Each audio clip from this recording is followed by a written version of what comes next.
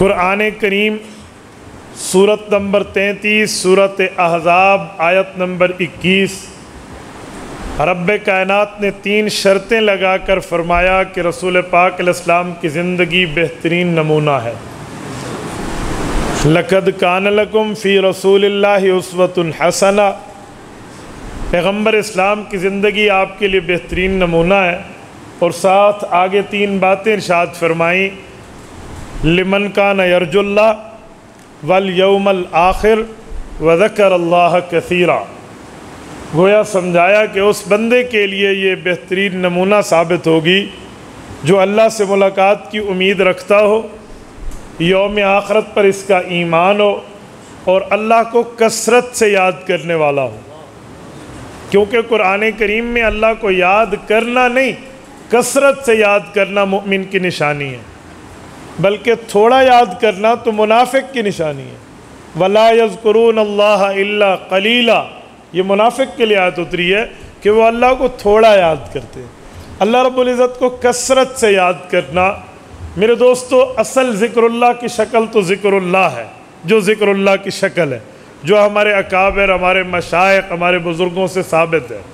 اور اس کے ساتھ ایک بات بنیادی طور پر کہ ہر چیز میں اللہ یاد ہو، ہر چیز میں اللہ رب العزت یاد ہوں، تو اس میں بھی ذکر اللہ شامل ہے۔ اور ایک بات ذہن میں ساتھ یہ بھی رکھیں کہ ذکر اللہ کی ایک شکل یہ ہے کہ اللہ پاک آپ کو کسی معاملے میں بھولے نہیں، کسی حکم کے تحت بھولے نہیں، آپ کی زندگی متاثر نہ ہو، ہر وقت آپ کو اللہ ہی یاد رہے۔ وذکر اللہ کثیرا، ہر وقت اللہ رب العزت یاد ہونا چاہیے، ہر موقع پر، ہر لمحے، ہر آن، ہر گھڑی، کہ میرے اللہ کا حکم کیا ہے، میرے پاک پیغمبر صلی اللہ علیہ وسلم کا طریقہ کیا ہے، اصل دین یہ۔ اچھا، اسوۃ حسنہ، اسوہ کسے کہتے ہیں؟ اسوہ کہتے ہیں جس کو ہم اپنی زبان میں کہتے ہیں ناپ۔ اسوہ جسے اب نمونہ کہتے ہیں نا، یہ ناپ ہے، یہ پیمائش ہے، یہ سائز ہے، یہ آئیڈیل ہے، اس کی طرح اور چیز لانی ہے۔ تو اسوۃ حسنہ، پیغمبر علیہ السلام کی زندگی آپ کے اور میرے لیے بطور ناپ، بطور نمونہ ہے۔ آپ جانتے ہیں کہ ناپ اور نمونہ کیا ہے؟ میں مثال دے رہا ہوں۔ مثلا یہ قمیض ہم نے سلوانی ہے، حضرت مولانا کے ساتھ ہم ٹیلر کے پاس گئے ہیں، درزی صاحب آپ ہمیں سی دیں۔ مولانا نے آرڈر دے دیا، قمیض ویسے سل گئی، لیکن جب پہنی تو اس کے بازو 1 فٹ لمبے تھے، اچھا اس کے دامن گھیرے یہ بالکل لمبے چوڑے تھے۔ تو مولانا نے فرمایا کہ بھائی آپ اجرت کے مستحق نہیں ہیں، آپ مزدوری کے قابل نہیں ہیں، آپ نے ہماری ریکوائرمنٹ کے مطابق، ہماری ضرورت اور احتیاج کے مطابق چیز نہیں بنائی، جب ہمارے نمونے کی مخالفت آپ نے کر دی تو آپ کس بنیاد پہ اجرت کے مستحق ہیں؟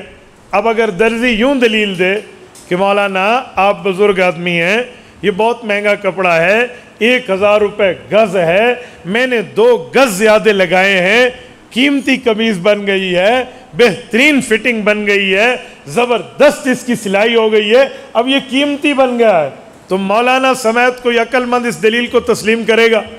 بولتے نہیں ہیں باہر والوں، اب تو آواز آ رہی ہے، سر ہلا لو، کوئی تسلیم کرے گا؟ جی نہیں۔ اب سوال یہ ہے کیوں نہیں کرے گا بھائی؟ یہ تو سب کچھ ٹھیک ہے، اب تو کر لینا چاہیے۔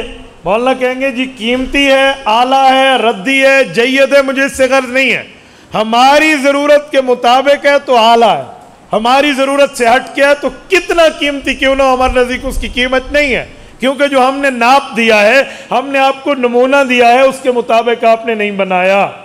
تو میرے دوستو، کل قیامت میں اللہ رب العزت کے دربار میں بھی ہمارے ساتھ یہی سچویشن ہوگی۔ ہم یہ دلیل نہیں دے پائیں گے کہ یہ چیز تو دین میں ہم نے ایجاد کر لی تھی، بہت اچھی تھی، اس میں حرج کوئی نہیں تھا، اس میں فلاں تھا، اس میں یہ نیکی ہمیں سمجھ آئی تھی۔ رب کائنات کی طرف سے ایک اعلان ہوگا، رسول پاک علیہ السلام کے مطابق ہے تو قبول ہے، اس سے ہٹ کے ہے تو مردود ہے۔ یہ ہے لَقَدْ كَانَ لَكُمْ فِي رَسُولِ اللَّهِ أُسْوَةٌ حَسَنَةٌ، آپ کے اور میرے لیے پیغمبر اسلام کی زندگی بہترین نمونہ ہے۔ تبارك الذي نزل الفرقان على عبده ليكون للعالمين نذيرا